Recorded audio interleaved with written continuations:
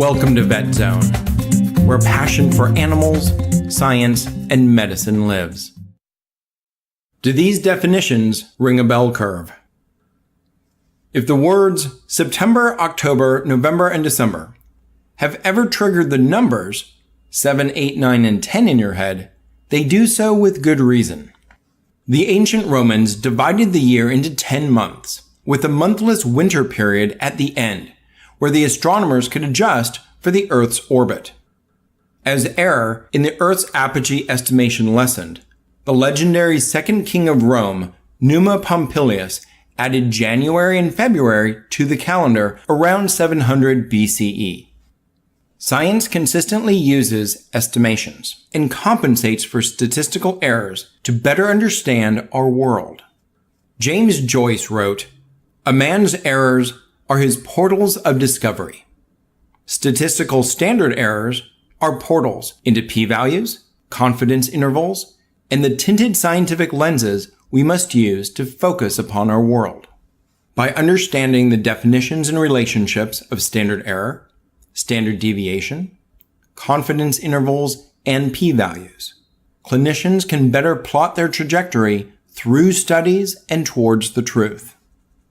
While these values work with many types of curves, let's keep the discussion easy and just talk about a normal distribution, your basic bell curve. Imagine your perfect bell curve. At its apex is the mean or average. The standard deviation measures variability around the mean, independent of sample size.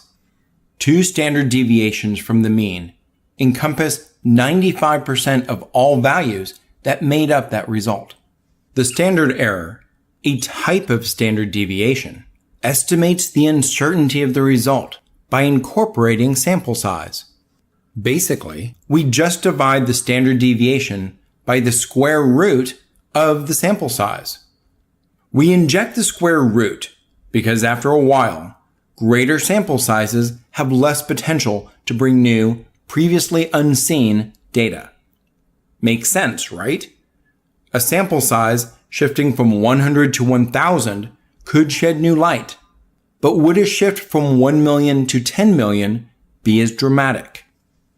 While standard deviation gives you variation within the study, standard error provides potential variation that might exist in a wider, shall we say global, environment. For this reason, we often choose standard error to calculate p-values and confidence intervals, two values that assist us in evaluating data. For example, let's say that a study showed that kissing an aardvark reduces your chances of catching the flu by 70%. Was this result accurate, or just a product of random chance within the study? The p-value provides the percentage that the data resulted from random chance.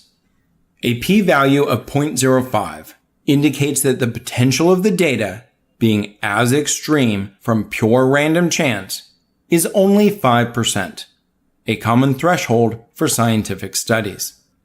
With confidence intervals, we can state with 95% confidence that a value lies between A and B.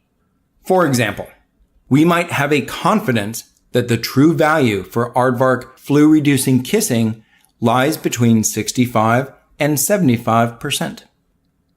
When reading a study, aardvark or otherwise, the p-value tells you how likely you should believe the particular study finding, and the confidence interval tells you how far to believe it. With a p-value threshold of 5%, we can easily utilize this value.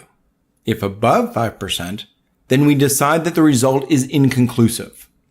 If below, we can accept that kissing aardvarks may be beneficial to our health. For confidence intervals, we must employ common sense. A confidence interval of 25 to 100% is vastly different than 69 to 71% when it comes to deciding to kiss an aardvark. In the first scenario, even if beneficial, is a possible 25% reduction in risk worth kissing an anteater? If 1 degree from 70%, we might be more amenable to the situation.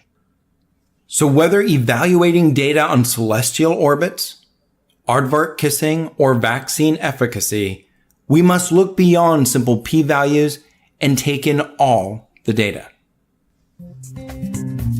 Thank you for listening.